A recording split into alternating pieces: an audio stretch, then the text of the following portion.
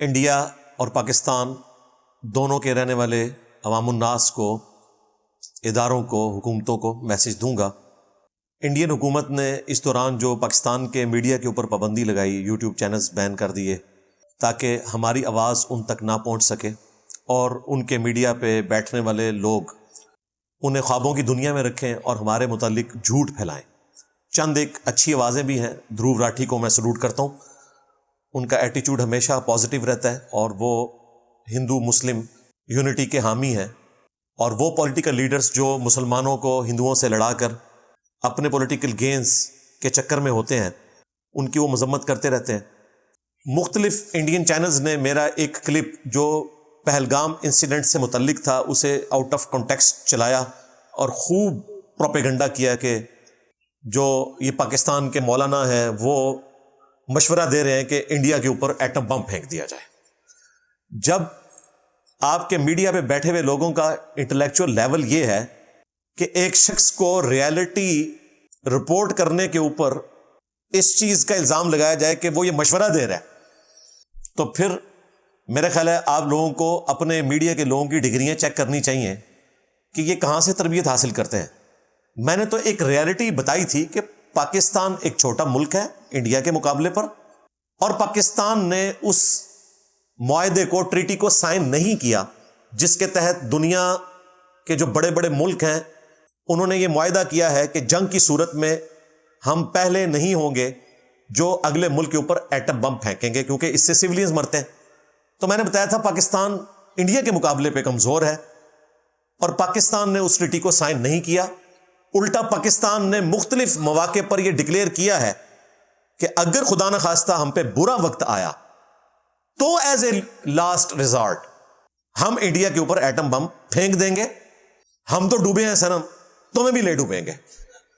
میں تو یہ بتا رہا تھا، تو وہاں پر جو انڈین میڈیا ہے انہوں نے اس کو یوں پریزنٹ کیا کہ میں اپنی حکومت کو مشورہ دے رہا ہوں کہ آپ ان کے اوپر ایٹم بم پھینک دیں۔ بھائی ہم تو کہتے ہیں پاکستان زندہ باد، پاکستان کے عوام زندہ باد، انڈیا زندہ باد، انڈیا کے عوام زندہ باد۔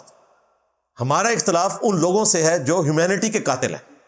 دیکھیں وہ بچہ، سلوٹ ہے اس کو، کیف نام تھا اس کا بچے کا، مسلمان، جس کے منہ میں اپنا لقمہ زبردستی ڈالنے کی کوشش کر رہا تھا ایک صحافی، اور وہ کہہ رہا تھا کہ تم پاکستان کے خلاف نعرہ لگاؤ، تو اس نے کہا پاکستان زندہ باد، انڈیا بھی زندہ باد۔ کیوں تم مسلمانوں کو اور ہندوؤں کو آپس میں لڑوانا چاہتے ہو؟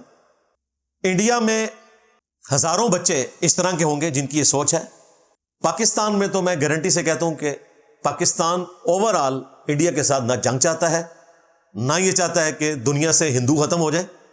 انہیں بھی رائٹ ہے، وہ آخرت میں فیصلہ ہونا ہے۔ ہم علمی طریقے سے ان کی غلطی ان پر ہائی لائٹ کرتے ہیں، اور یہاں پر بھی جو غزوہ ہند کے نام کے اوپر چورن بیچا جا رہا ہے، غزوہ ہند برحق ہے، لیکن اس جنگ کا غزوہ ہند سے کوئی لینا دینا نہیں بھائی۔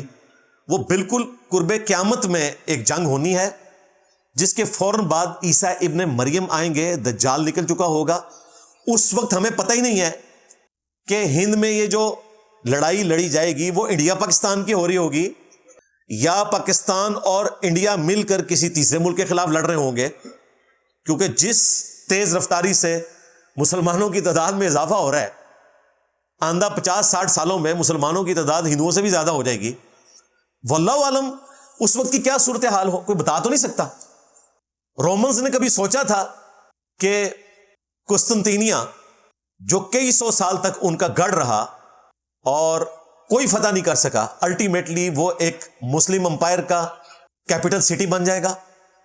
650 سال تک سلطنت عثمانیہ کی حکومت، اور آج بھی وہ مسلمانوں کے پاس ہے، استنبول اس کا نیا نام ہے، اور قرب قیامت میں کیا صورتحال ہونے والی ہے وہ ہمیں نہیں پتا۔ تو اس طرح غزوہ ہند کے نام کے اوپر بھی یہاں پر جو اس قسم کی ایکٹیویٹیز پرفارم کی جاتی ہیں اور ہندوؤں کی نفرت ڈالی جاتی ہے مسلمانوں کے دلوں میں، اگرچہ مسلمان اس طرح کی کوئی نفرت لیتے نہیں ہیں۔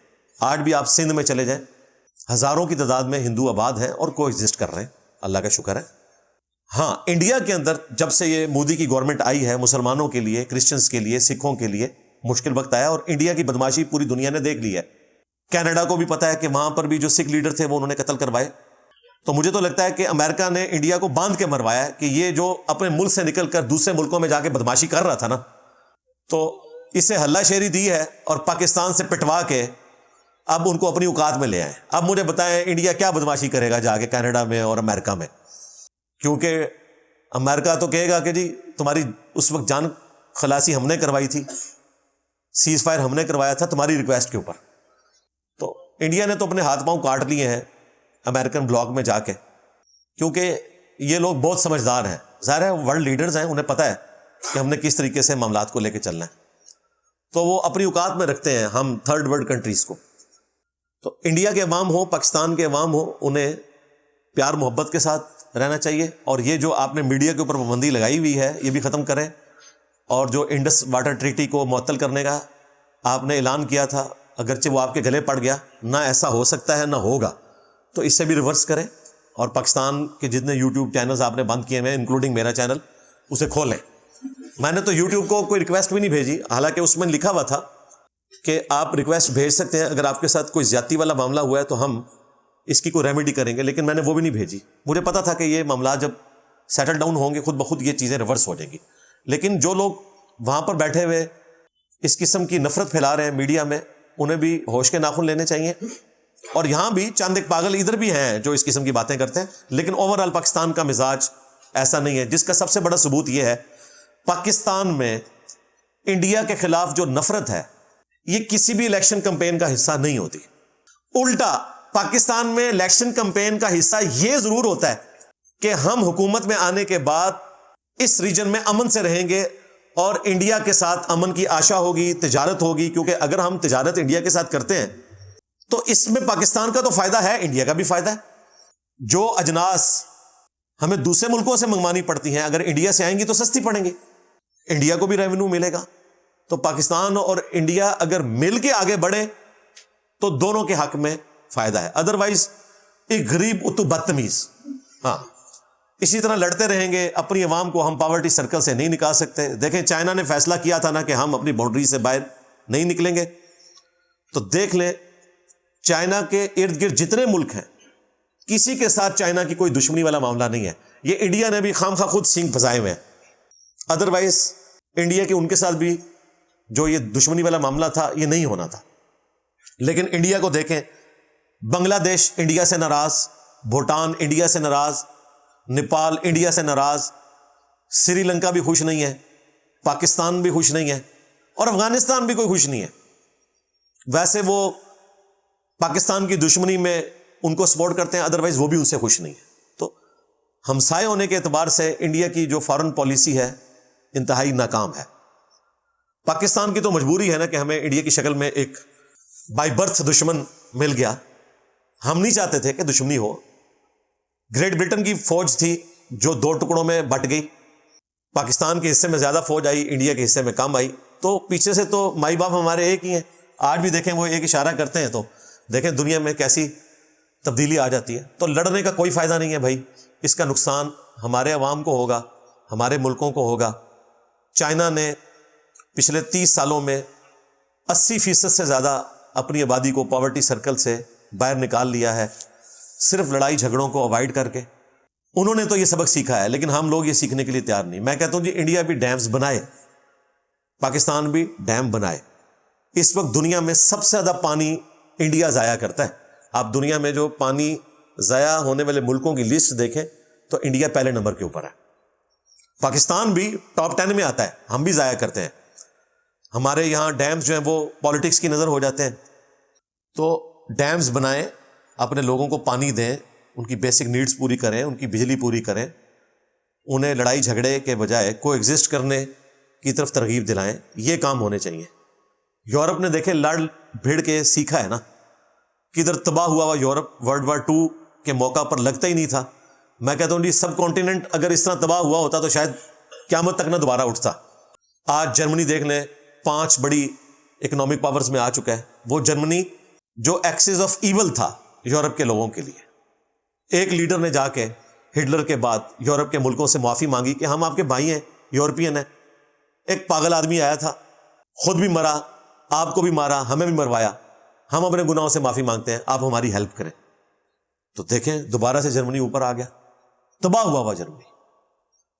اس وقت آپ کو جو یورپ کے اندر اتنی بے حیائی پھیلی ہوئی نظر آ رہی ہے، اس کے پیچھے ریزن یہ ہے کہ ورلڈ وار 2 میں شاید ہی کوئی گھر بچا تھا جس میں کوئی میت نہ ہو. مرد مر گئے، عورتیں بیوہ ہو گئیں، بچے یتیم ہو گئے، تو ان کی زندگی غموں سے عبارت تھی. پھر انہوں نے اپنے غموں کا مداوع کرنے کے لیے کلبز میں جانا شروع کر دیا، شراب پینی شروع کر دی. ظاہر ہے دین تو تھا ہی کوئی نہیں. ہمارے پاس تو یہ ایڈوانٹیج ہے نا کہ ہمارے پاس دین ہے، ہم کہتے ہیں چلیں انا للہ و انا الیہ راجعون، ہمیں صبر آ جاتا ہے. لیکن جب آپ کے پاس دین نہ ہو پھر آپ کلبز میں ہی جاتے ہیں اور پھر وہ برائی میں پڑ گئے. لیکن یہ پازیٹیو چیز ہے کہ اس کے باوجود انہوں نے ورلڈ وار 2 کے بعد یہ سیکھا کہ قانون کی حکمرانی ہوگی، ہم آپس میں نہیں لڑیں گے اور جنگوں سے کوئی فائدہ نہیں ہوتا، نقصان ہوتا ہے. تو اپنے ملکوں میں انہوں نے امن رکھا ہوا ہے. پھر نیٹو بن گئی. خطرہ تھا کہ رشیا کہیں دوبارہ سے یورپ کے اوپر حملہ نہ کر دے، تو اس سے کاؤنٹر کرنے کے لیے انہوں نے نیٹو بنائی، یورپین یونین بن گئی. تو یہ لوگ اگر کوئی ایگزسٹ کر سکتے ہیں تو پاکستان انڈیا کی روٹس تو ویسے ہی ایک ہے. ہم پچھلے 1000 سال سے اکٹھے رہ رہے ہیں. اگرچہ مسلمانوں نے حکومت کی ہے لیکن اس میں ہندوؤں کے رائٹس بھی رکھے جاتے تھے. مغلوں کی حکومت میں دیکھیں کی پوسٹوں کے اوپر ہندو بھی ہوتے تھے، سکھ بھی ہوتے تھے. لیکن اب یہ جو ہندتوا کی جو فاشسٹ سوچ ہے اس کے تحت انڈیا کو جس طرف دھکیلا جا رہا ہے، وہ انڈیا جس کے اوپر پڑھے لکھے لوگ، سمجھدار لوگ رشک کرتے تھے اور پاکستان کو مثالیں دی جاتی تھیں کہ ہم نے انڈیا کی طرح بننا ہے، آج وہ لوگ بھی شرمندہ ہیں. وہ کہتے ہیں جی انڈیا بھی اسی راستے پہ چل پڑا جس پہ پاکستان چل کے نقصان اٹھا چکا، اور اب نقصان اٹھانے کے بعد انہوں نے سبق سیکھا. تو ہم اینڈ پہ ریکویسٹ کریں گے انڈین عوام سے بھی کہ آپ بھی ہوش کے ناخن لیں، ہماری غلطیوں سے آپ سبق سیکھیں. آپ بھی اس طرف جا رہے ہیں، ہم تو اپنی تکلیف کاٹ چکے ہیں، یہ نہ ہو کہ آپ بھی اس تکلیف سے گزریں. اینڈ پہ میں ان تمام لوگوں کے رشتہ داروں سے تعزیت کروں گا جو انڈیا میں ناحق مارے گئے اور پاکستان میں ناحق مارے گئے، اور خصوصاً جو مسلمان ہیں ان کے لیے دعائے مغفرت کروں گا کہ اللہ تعالیٰ ان کی شہادت کو ان کے گناہوں کا کفارہ بنائے، ان کے لواحقین کو صبر دے، اس صبر کے اوپر اجر عظیم عطا فرمائے، اور آئندہ کے لیے اللہ تعالیٰ سب کانٹیننٹ کے لوگوں کو جنگوں کی مصیبت سے بچا کے رکھے. آمین. صلو علی محمد و آل محمد. اللہم صلی علی محمد وعلی آل محمد و اصحاب محمد و ازواج محمد و امت محمد اجمعین الی یوم الدین. آمین.